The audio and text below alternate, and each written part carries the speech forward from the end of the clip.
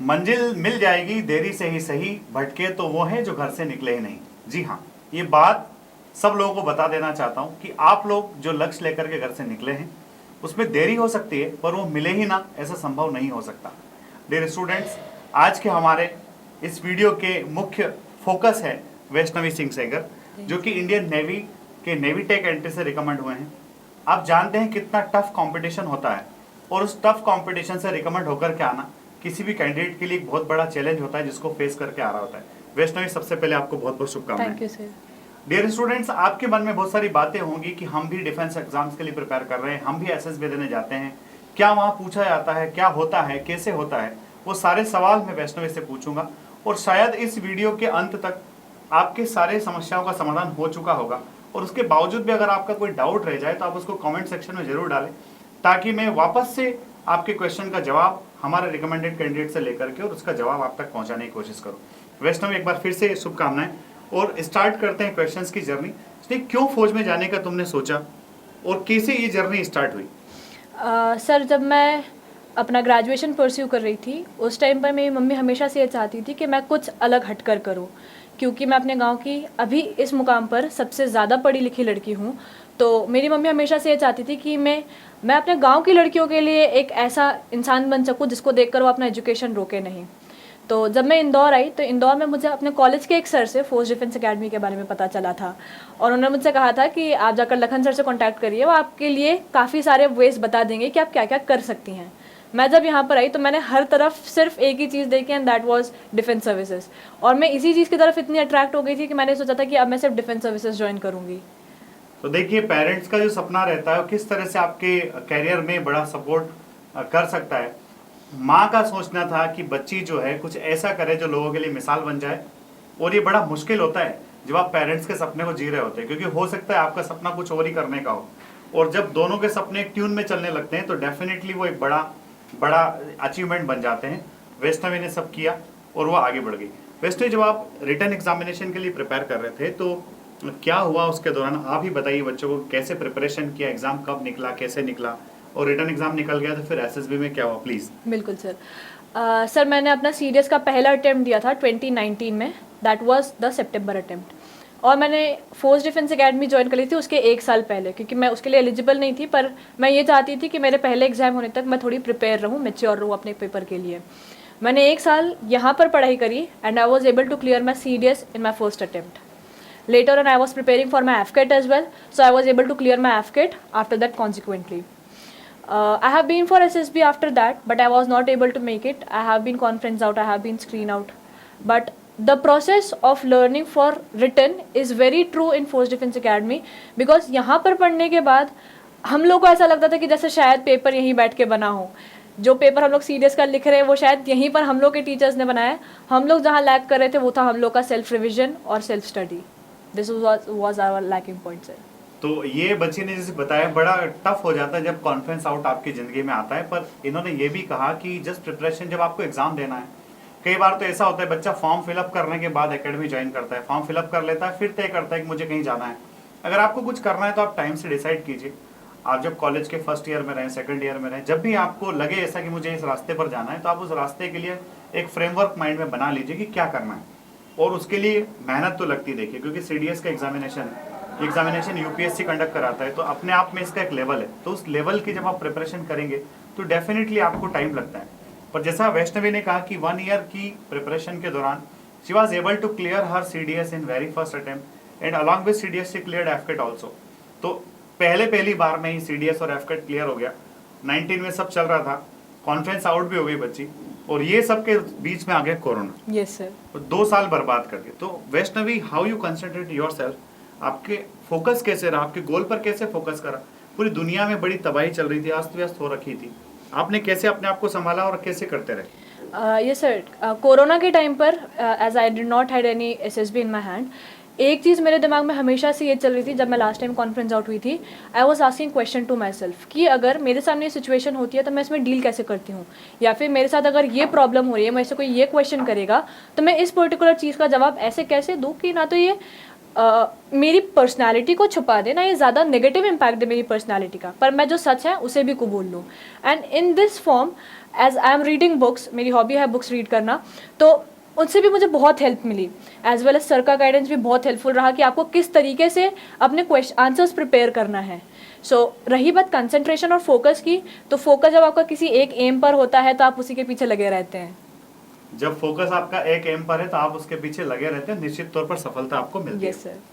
पहले साल में सब कुछ कर लिया, CDS से FCAT सब कुछ कर लिया, SSB की जब बारी आई तो कर्नल वर्मन साहब जो है कैसे हेल्पफुल रहा उनका गाइडेंस, और किस तरह से आपने अपने आप को उनके फ्रेमवर्क के अकॉर्डिंग तैयार किया।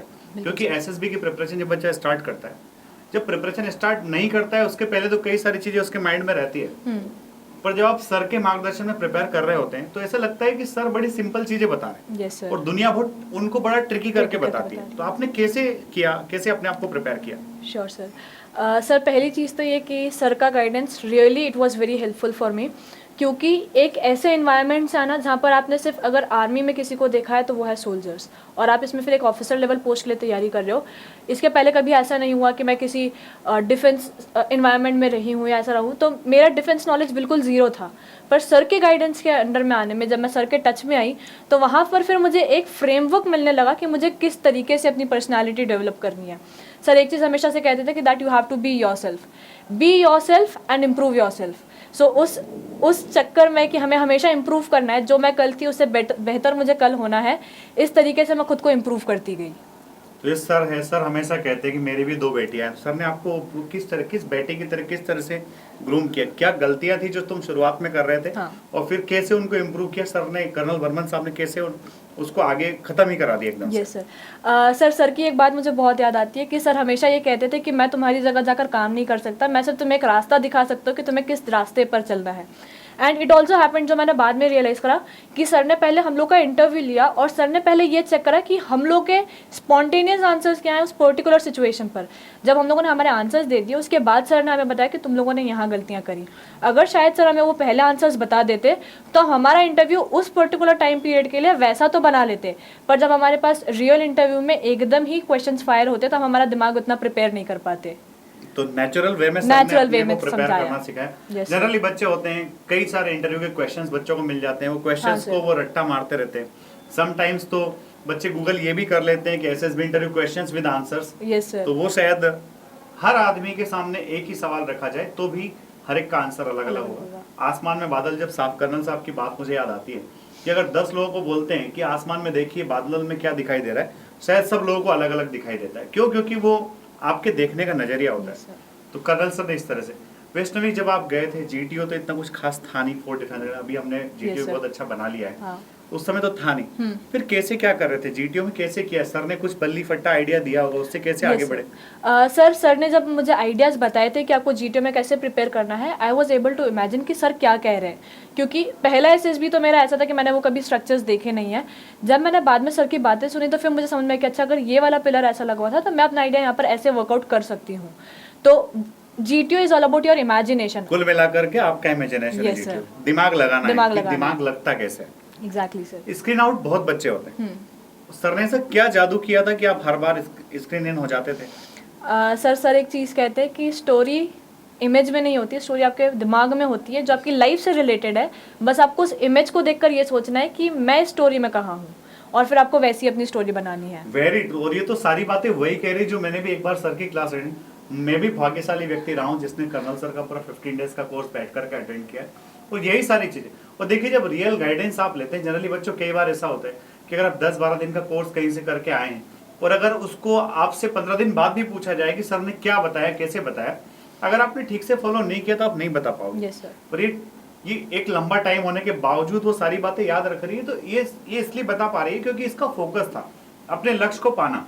और अपने लक्ष्य को पाने के लिए जो सपोर्टिव लोग वहां होते हैं, उस लक्ष्य के दौरान जो लोग आपको सपोर्ट कर रहे होते हैं, वो लोगों की सारी बात सुन करके अगर आपने उनको आत्मसात किया है और उनको फॉलो कर रहे हैं तो डेफिनेटली बच्चे ने बात कही कि स्टोरी आपकी पिक्चर में नहीं, स्टोरी दिमाग में होती है। yes, और वाकई सही है।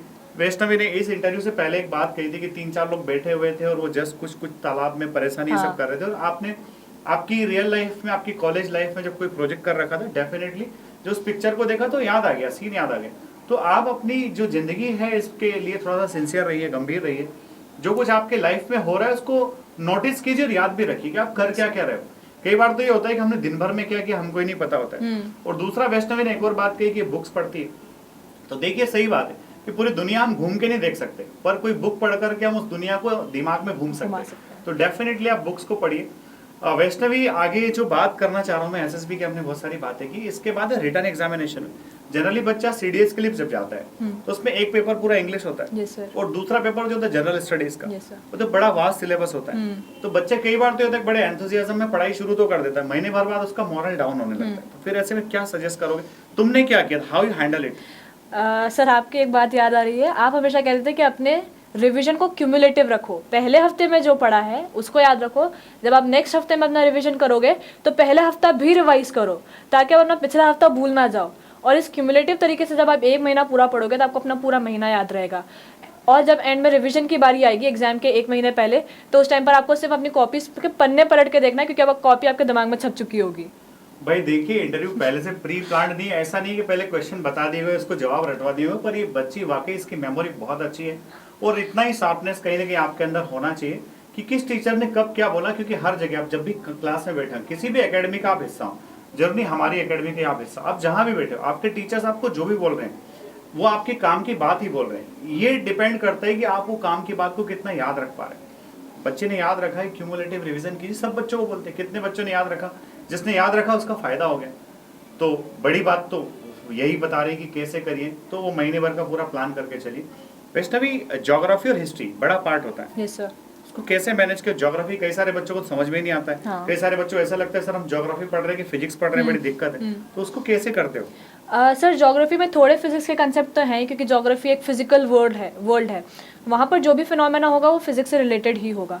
लेकिन यहाँ पर जब महेंद्र सर के अंडर में हम लोगों ने ज्योग्राफी पढ़ी थी या हिस्ट्री पढ़ी, तो दोनों ही टीचर्स की एक बात बहुत अच्छी लगी, तो वो उस पर्टिकुलर टॉपिक को उसके आसपास वाली चीज़ों से भी रिलेट होकर बताएंगे कि अगर आप रिवर के फॉर्मेशंस पढ़ रहे हो तो वो फिजिकल वर्ल्ड में कैसे कहाँ पर बने हैं, उसके फिजिकल एग्जांपल्स क्या क्या हैं, और उसमें कौन सा फिजिकल फॉर्मूला वर्क कर रहा है। ये सब पढ़ने पर सर एक इमेजिनेशन जब आपका शार्प हो जाता है तो आप काफ़ी चीज़ें याद रख पाते हो। तो ये सफलता जो है ना बस आपके इमेजिनेशन के आसपास घूमती है, और इमेजिनेशन आपका कितना स्ट्रांग है दैट मैटर्स।